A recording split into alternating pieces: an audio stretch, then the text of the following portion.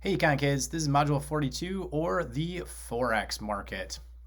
So in this unit, we're going to talk about what's going to happen as two countries are looking at different types of currencies and then how those currencies move back and forth. So exchange rates in the Forex market, basically you end up with a global exchange that's happening where people are going to demand more goods and not goods and services, but when they demand those goods and services, you're going to see they need to demand that currency to be able to buy those goods and services. So if some country in Europe wants US goods and services, they're going to buy them in dollars. And if the United States wants some European currency, they're going to buy those in euros. So as these things go back and forth, there is an exchange rate that is going to be used. And this is how we could see countries' currencies appreciate or depreciate. So what is going to happen? Well, if the United States dollar falls against the euro, right, the dollar is going to depreciate. And what we learned about last time was when the dollar depreciates, the US goods are cheaper. So people whose currency appreciated, like let's say the euro, what's going to happen is they are going to buy more US goods because their euro is worth more in comparison to our dollar. So as that happens, you're going to see some interesting things in the Forex market because if the dollar is cheaper, right, people are going to want to go get more of those dollars to be able to buy more of those goods, right? So as the quantity of United States dollar demanded, if that rises, then the number of euros needed to buy a dollar is going to fall. So as you're looking at these particular things, we have to get equilibrium exchange rates. So what's going to happen if you have two countries like, let's say, here's the United States over here. So this is the US dollar. And then over here, you're going to get, let's go with the euro. Okay, so this is the currencies we're talking about. When you label these things, the US dollars, it's always going to be whatever you're exchanging. So this is like the euro over the dollar. And then on the bottom will be quantity of dollars. So it's euro over dollars over dollars. Over here, we're going to have dollars over euros, and then we'll have quantity of euros. All right, so that's how we're going to draw these graphs.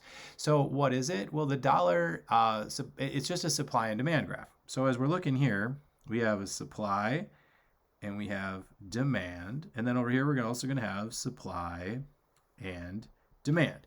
But now we do have to ask, who is supplying this dollar? Well, the suppliers of the dollars is the US, right? Because the US people are the ones that have the dollars. Who is demanding dollars? Well, in the Forex market, the people demanding the dollars is the Europeans, whatever country was trying to go get these. So this is going to be the Europeans are demanding the dollars. Over here, the euros are supplied by the Europeans. And what are they going to demand? In this case, it's the US is going to demand the euros. Okay, so it's not the country that has them that's demanding them. It's other countries are demanding them. So what's going to happen if we see something like, let's say, the Europeans want more of U.S. goods. Okay, so if they want more of U.S. goods, they're going to demand more U.S. dollars. So what you're going to see is demand shift to the right, for the U.S. dollars. And then you're going to see the value of the dollar is going to appreciate because the dollar value now is going to be higher. In terms of the euro, well, the only way they can get US dollars is they have to go get the euro $2, right? So they have to supply more euros so that they can get dollars. When they do that, what you're going to see is the euro will depreciate, right? Because it's going to take more euros to go buy dollars. Here's going to take less, or it's going to take more euros to buy more dollars over here. So what you're going to find is whatever arrow direction is going, it's going to go both. It's going to go the same for both. So if demand for dollars is going to increase, then supply of euros also has to to increase. And you're going to see here, one country is going to appreciate while the other country depreciates. So when you think about what's happening, the United States, because their dollar is now all of a sudden going to be higher, their goods are going to be a little pricier. In Europe, because their euro is lower, their goods seem less expensive, right? So now all of a sudden you could go buy those things because their euro is not buying as much as it was before. So it is pretty interesting. If you look at letter C there, it says, supply of the dollar slopes upward. And if the price of the dollar rises, $1 now buys more euros. European goods are going to be less expensive. So more dollars are going to be supplied to pay for those particular goods. There is an AP or ACDC Econ exchange rate video. It kind of goes through this whole process, but this is the concept. You're always going to take whatever currency you're looking at divided by the currency of the other one. And then, so if you go euros over dollars, it's always quantity of dollars down here. If you go dollars over euros, it's always euros down here. So bottom is what I like to think as you're looking at how to label your graphs. And then it just depends what's going on. If people are, if the Europeans want more American goods, then they have to demand more of those particular dollars to get them. If the United States would want more European goods, they're going to have to demand more of those. And then you'd see demand over here switch. Can you see some shifts in the Forex market? Sure. Sometimes, like maybe this one was a taste and preference issue. Maybe the Europeans, for some reason, want more American dollars because they feel that something in the United States is popular. So they're going to demand more of the currency. You have to supply more of your own to get it. Your currency is going to go down.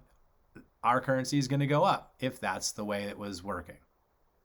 Sometimes you can see like price level might shift the Forex market a little bit. If inflation's high in your country, like you want to buy something from someplace else. Like if you're experiencing high inflation, your goods are too expensive. So you're going to go buy goods someplace where they're not inflated. So then you have to supply more of your currency so that you can go get the other currency to be able to take advantage of maybe the lower inflation someplace else.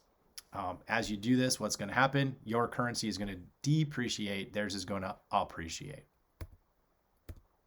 In terms of income, sometimes that can make a change too, right? If you have more money, you demand more goods from other countries, you want more imports coming in. So you demand more of your own currency to go get those imports in.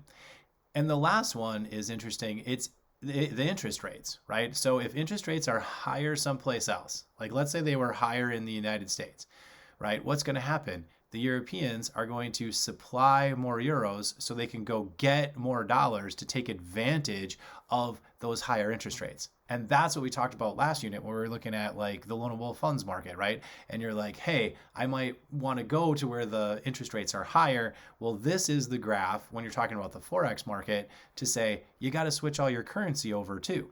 And as these currencies start to appreciate or depreciate, it's also going to make the goods in those countries look more expensive or less expensive, depending on how well your currency is doing. With this one, you can go read through that, answer that question up. But again, thing to note is your demand, when demand of one's going to the right, supply the other one's going to go to the right as well.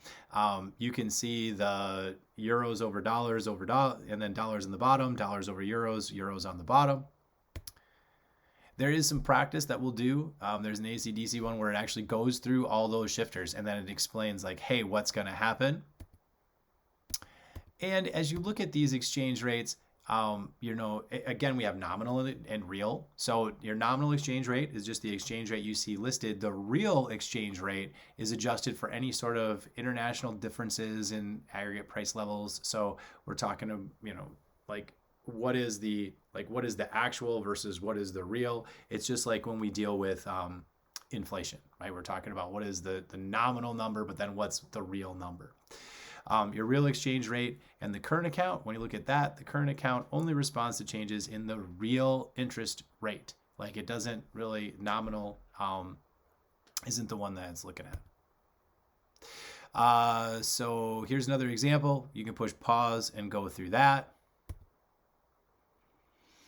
The last thing when you're talking about exchange rates and trying to figure this out, like some people, you want to see the graphs and you want to see how the Forex market works. And you got, demand for one means there has to be supply of the other one. Some people use things like the purchasing power parity. And basically what it states is if we can take a basket of goods in one country, we should be able to buy roughly the same amount of goods in the other country. That's one way you can look at exchange rates. So if it takes you 100 euros to buy this basket here and to buy the exact same thing in America, it takes you $120. Well, then you can say 100 euros is worth $120 because you bought the same amount of things. They've even gone so far as some economists went to, there's McDonald's all over the world, right? So if a Big Mac in America costs you $4, but a Big Mac in some European country using the euro costs you €5, then you can say €5 equals $4 because it bought you the same amount of goods. So it's an interesting thing to sort of think about in terms of exchange rates. And can you buy the same goods and services with your money that you could buy someplace else versus doing something down here where you're actually looking at the exchange rates back and forth.